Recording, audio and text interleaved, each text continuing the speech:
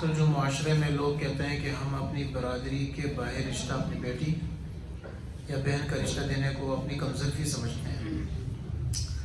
اپنی برادری سے باہر رشتہ دینا اس میں کوئی قباحت نہیں ہے اگر یقین ہو اور اعتماد ہو اس رشتے پر۔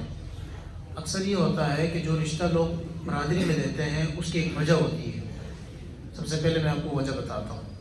اس کی وجہ یہ ہوتی ہے کہ برادری میں دینے سے لڑکا اونچ نیچ نہیں کر سکتا، خاندان کا پاور ہوتا ہے، رشتوں کا پاور ہوتا ہے، تو وہ اونچ نیچ نہیں کر سکتا، گڑبڑ نہیں کر سکتا، نہ لڑکی گڑبڑ کر سکتی ہے، یعنی برادری کی ایک طاقت اور برادری کی قوت اس میں آ جاتی ہے۔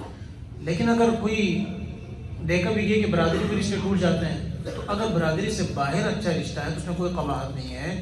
حضرت عثمان رضی اللہ تعالیٰ عنہ کو حضور علیہ السلام نے اپنی 2 بیٹیاں دی اور آپ نے فرمایا کہ اگر میری اور بیٹی بھی ہوتی تو میں حضرت عثمان رضی اللہ عنہ کو دیتا، حالانکہ وہ برادری سے باہر تھے، سید بھی نہیں تھی۔ تو یہاں تک کہ جب غیر سید کو بیٹی دینا جائز ہے تو برادری سے باہر دینے میں کیا قباحت ہے؟ تو بہت سارے رشتے جو ہے صحابہ میں ایسے ہوئے جو برادری سے باہر ہوئے ہیں، اس کو اپنی کمزوری سمجھنا یہ نہایت جو ہے غلط ہے۔ لیکن اگر کسی اور بنیاد پر، برادری کی قوت وغیرہ کی بنیاد پر اگر کوئی برادری میں کرتا ہے تو پھر کوئی قباحت نہیں ہے۔ اونٹ کی ہڈی کی بنی ہوئی تسبیح اپنے پاس رکھنا کیا باعث برکت ہے؟ مجھے اس چیز کا علم نہیں ہے، لیکن آج کل بڑا مشہور ہے فیس بک پہ اونٹ کی ہڈی کی بنی ہوئی تسبیح، بڑا ٹرینڈ چل رہا ہے، واللہ عالم۔ جمعۃ المبارک کے دن کپڑے دھونا کیا نحوست ہے؟ نحوست نہیں، جمعے کے دن تو پاک ہونا چاہیے، کپڑے دھوئیں، اپنے آپ کو دھوئیں، ٹھیک ہے نا، یہ تو اس میں کوئی قباحت نہیں ہے، یہ تو اور بھی باعث برکت والی بات ہے۔ جمعے کے دن کپڑے دھونا، یا بعض لوگ بدھ کے دن کہتے ہیں کپڑے دھونا جو ہے یہ نحوست ہے، یہ غلط بات ہے۔ جمعے کے دن کتنی تعداد میں درود شریف پڑھنا چاہیے؟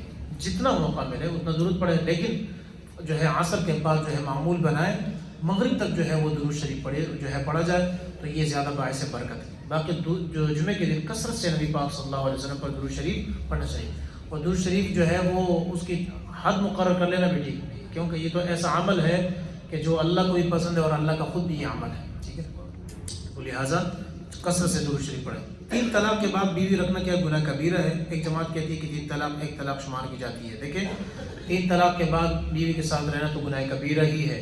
اب 3 طلاق ایک شمار ہوتی ہے۔ میں صرف ایک چھوٹی سی بات کرتا ہوں۔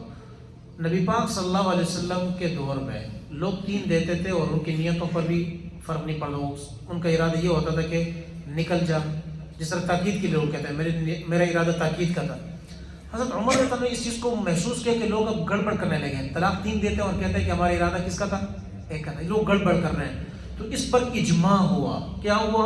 اجماع ہوا، ہزاروں صحابہ کی موجودگی میں ہوا، کسی صحابی نے مخالفت نہیں کی۔ تو آج کے دور کا بندہ زیادہ صحابہ سے وہ سمجھدار ہے، ایک بات یہ۔ دوسری بات جو بڑی میں اہم کرنا چاہتا ہوں، نبی پاک صلی اللہ علیہ وسلم نے اپنے اوپر شہد کو حرام کیا سورۃ تحریم میں ہے۔ اللہ نے کیا فرمایا؟ آپ اس کو حرام نہیں کر سکتے جو اللہ نے آپ کے لیے کیا کر دیا ہے؟ حلال کر دیا ہے۔ تو اب آپ مجھے یہ بتائیں، اگر حضرت عمر رضی اللہ عنہ کے لیے کیا یہ گنجائش ہے کہ وہ کسی حرام چیز کو حلال کر دے یا حلال کو حرام کر دے؟ جب نہیں ہے تو پھر صحابہ خاموش تھے۔ اس کا مطلب یہ ہے کہ بات حضرت عمر رضی اللہ عنہ کی ٹھیک تھی اور صحابہ نے اس پر کیا کر دیا تھا؟ اجماع کر دیا تھا۔ آج کے دور میں اگر کوئی جو ہے اس قسم کا بندہ اٹھتا ہے تو وہ اپنی سوچ پر جو ہے ماتم کرے اور حضرت عمر رضی اللہ عنہ کی رائے کو غلط قرار دیتا ہے کہ ان کی ذاتی رائے تھی، یہ نہایت ہی غلط بات ہے۔ یہ اس کو سیاسی رائے کہنا یہ بھی نہایت غلط بات ہے۔ جمعے کے دن دوسری اذان نہ دینا، اور یہ بھی دیکھیں دوسری اذان حضرت عثمان رضی اللہ عنہ کی جو ہے دور میں رائج ہوئی اور اس پر اجماع ہوا، اور ہم صحابہ ہم تو اس حدیث پر چلتے ہیں نا کہ حضور علیہ السلام نے کیا فرمایا کہ آپ نے فرمایا کہ اصحابک النجوم بأیہم اقتدیتم اہتدیتم، میرے صحابہ ستاروں کے مانند ہیں، جس کی اقتداء کرو گے ہدایت پاؤ گے۔ تو ہم صحابہ کی اجماع میں نے اپنے اصول بتائے، ہمارے کیا اصول ہے؟ قرآن، سنت، اجماع، قیاس، یہ 4 ہمارے اصول ہیں۔ ان اصولوں کی بنیاد پر یہ سب چیزیں رائج ہوئی ہے، اور آج بھی یہ ہے۔ خطبہ عربی اردو میں پڑھنا کیسا ہے؟ خطبہ عربی میں پڑھا جائے، اردو میں نہیں۔ میت دفن کرنے کے بعد اذان کہنی چاہیے، اس پر تفصیل سے بتا دیں۔ دیکھیں، میت دفن کرنے کے بعد اذان جو ہے وہ کسی بھی متواتر یا کسی سنت سے ثابت نہیں ہے، ٹھیک ہے، اور اس طرح جو ہے اس کو مشہور کر دینا اور اس طرح قبر پر اذان دینا اور یہ سمجھنا کہ یہ کوئی سنت متواترہ ہے، ایسا کچھ نہیں ہے۔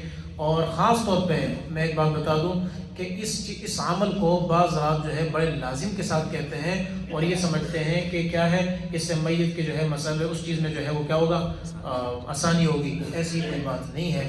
آپ صلی اللہ علیہ وسلم بلکہ فقہ کی کتابوں میں اس چیز کو بدعت قرار دیا گیا ہے. آپ صلی اللہ علیہ وسلم کے دور میں نہیں ہوا, بعد میں نہیں ہوا, صحابہ کے دور میں نہیں ہوا. ایک دکھا جو ہے واقعہ کو لے کر یا کسی اس بزرگ کو واقعہ کو لے کر اس کو جو ہے ایک عقیدہ بنا دینا یہ غلط بات ہے. اس چیز سے اعتراض کرنا چاہیے. باقی جو دیتے ہیں وہ اپنی مرضی, ہم ان کو کہیں گے تو وہ دیں گے, ہم جتنے بھی کہیں گے وہ دیں گے, لیکن ہم نہیں دیں گے انشاءاللہ. ٹھیک ہے نا, میں نہیں دوں گا.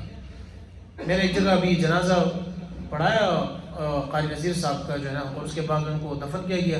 بعد میں ہم نکلے تو کسی نے وہاں اذان دینی شروع کر دی. مجھے تو پتہ نہیں چل, لیکن ان کو منع کرتا اپنے سامنے. ایک اور یہاں کہ بھائی اگر آپ کے لکھا ہوا ہے کہ بیٹی کو جو ہے نا وہ میرا داماد جو ہے نا گھر نہیں چھوڑ رہا, واپس آنے نہیں دے رہا, تو کیا اس میں کیا حکم ہے؟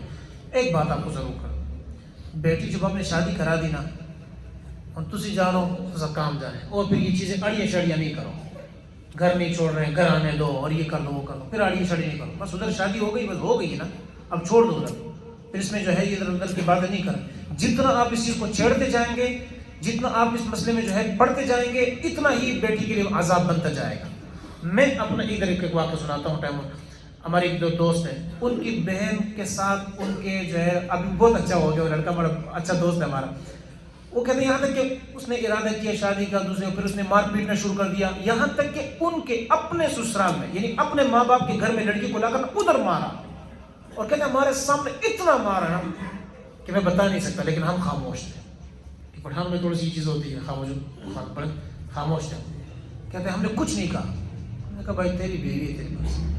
اس کے بعد اس نے ایسی توبہ کی ہے کہ آج میری بہن کہتی ہے کہ کاش شکر ہے کہ آپ نے اس دن کچھ کہا نہیں, اگر اس دن کچھ کہتے تو آج میں ادھر نہیں رہے. کہتے 2-3 مہینے تک اس نے کہا کہ یہ ماں باپ کے گھر نہیں آئے گی. ہم نے کہا نہیں آئے گی, اور الحمدللہ کہتے ہیں اب بہن اتنی خوش ہے کہ آپ سوچ نہیں سکتے ہیں.